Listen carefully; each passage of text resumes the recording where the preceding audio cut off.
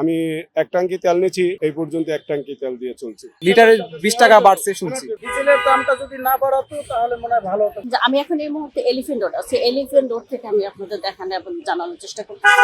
GOD বাংলার পক্ষ থেকে আমি আপনাদের তাহমিনা সীমা লাইভে যুক্ত আছি। এলিফ্যান্ট রোড থেকে পাম্পের তেল নেই, আসলে এই কথাটা যদি চালকরা এই মুহূর্তে শুনে তাহলে আসলে তাদের কাছে কেমন লাগবে, এটা যারা আছে তারাই আসলে জানতে পারে। তো আসলে আমি একটু কথা বলার চেষ্টা করি।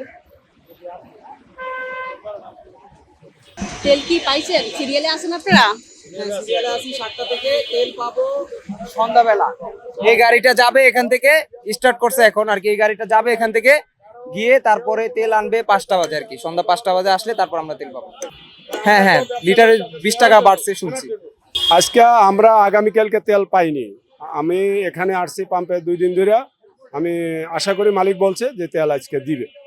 আর আমাদের এখানে কোনো অশৃঙ্খলা নাই, সুন্দর মতোই মালিক বুঝিয়ে দিয়েছে যে আপনারা সবাই আসবেন শৃঙ্খলা মতো, আমরা আপনাদেরকে সবাইকে তেল দেব। তেল মজুদ আছে কিনা নাই সেটা আমরা বলতে পারবো না, যেহেতু আমরা গাড়ি চালক। এটা বলতে পারবে তেল মালিকের ডিবু এবং যারা তেলের পাম্পে ব্যবসা করে। আমরা শুনতে পারছি যে এখন তেলের দাম বাড়াইছে, লিটার প্রতি 20 টাকা, হয়তো সমস্যার সমাধান হয়ে যাবে, এইটাই শুনছি। আমাদের লাভ লস এটা তো আমরা বুঝি না, আমরা তো গাড়ি চালক। এটা তো লস হবে, মালিকেরও হবে, আমাদেরও হবে, সবারই তো কিনে খাইতে হবে। এখন সব জিনিসের দামই যদি বাড়ায় এটা তো মানুষের একটু প্রভাব পড়বেই। এটা কার মধ্যে যে কি সেটা বোঝা যাচ্ছে না, যে কার ভিতরে কি ঘাবলা আছে সেটা এখন পর্যন্ত বোঝা যাচ্ছে না।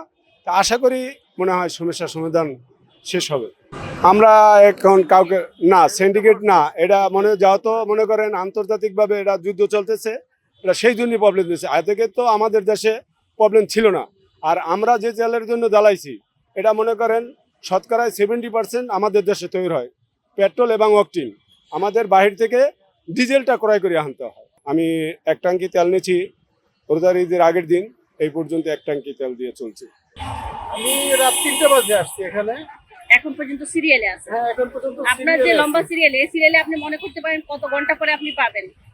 এখানে পাম্পের সাথে কথা বলছি। পাম্পে যে গাড়ি, ওদের যে তেলের গাড়ি, ওই গাড়ি এখনো পাম্পে আছে। এই গাড়ি ডিপুতে যাবে, যাওয়ার পরে তেল নিয়ে পাম্পে আসবে, তারপরে আমরা তো তেল দেওয়া শুরু করবে। তাতে আমার মনে হয় 4টা থেকে 5টা বেজে যেতে পারে। এরকম কোনো গ্যারান্টি বা কোনো সিকিউরিটি তারা দিচ্ছে না। বলছে আমরা তেল যদি আনতে পারি আপনাদেরকে দিতে পারবো। এখন আমরা পাবো কি পাবো না সেটা নির্ভর করে তাদের উপরে। যেহেতু বিশ্বব্যাপী তেলের দামের বাড়ছে, সেহেতু তো সমন্বয় করার জন্য আমাদের সরকারও বাড়িয়েছে। তবে ডিজেলের দামটা যদি না বাড়াতো তাহলে মনে হয় ভালো হতো, কারণ ডিজেলের উপরে বাংলাদেশের সব কিছু নির্ভর করে। এই 15 টাকা ডিজেলের দাম বাড়ানোর কারণে দেখবেন অলরেডি সব কিছুতে 30-35%, 40% দ্রব্যমূল্যের দাম বেড়ে যাবে। অজুহাত দেওয়া হবে যে তেলের দাম বাড়ছে। এই কারণে অকটেন পেট্রোলে যদি তারা আরেকটু দাম বাড়িয়ে হলেও ডিজেলের দামটা সমন্বয় রাখতো আগেরটাই, তাহলে মনে হয় দেশ ও জনগণের জন্য আরো ভালো হতো। কারণ জনগণ তো এমনি বলে না, যেই না ডোলে বাড়ি পড়লো, এরকম একটা কথা আছে। তো বাড়ছে 15 টাকা তেলে, কিন্তু সব কিছুতে দেখবেন 15% থেকে 40% পর্যন্ত বেড়ে গেছে। তো এটা তো মানুষের জন্য অনেক কষ্ট হয়ে যাবে, কারণ মানুষের বেতন তো বৃদ্ধি হবে না। আপনাদের সাথে আপনাদের লাইভে যুক্ত হয়ে দেখানোর চেষ্টা করতেছি। আসসালামু আলাইকুম।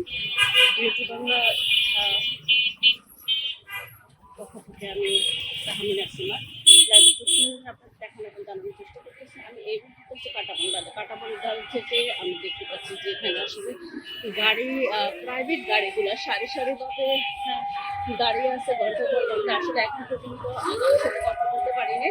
আমি আপনাদের দেখানোর চেষ্টা করতেছি লম্বা সারিটা আসলে কতদূর পর্যন্ত। আমি পায়ে দিয়ে যাচ্ছি, সেখান থেকে আপনারা দেখতে পাবেন যে আসলে কতদূর পর্যন্ত এই লম্বা সারিটা।